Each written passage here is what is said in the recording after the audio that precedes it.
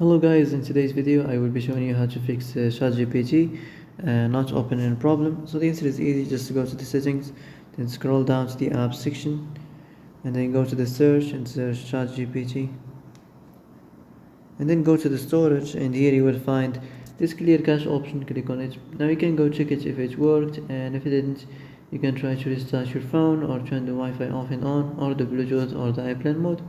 Also you can try to clear data, but be careful. If you clear data, all these applications data will be deleted. This includes all files, the settings, the accounts, the databases, etc. So be careful if you want to clear your data.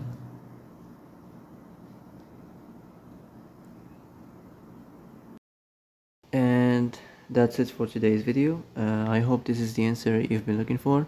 If you like this video, don't forget to like and subscribe, and see you in the next video. Thanks for watching.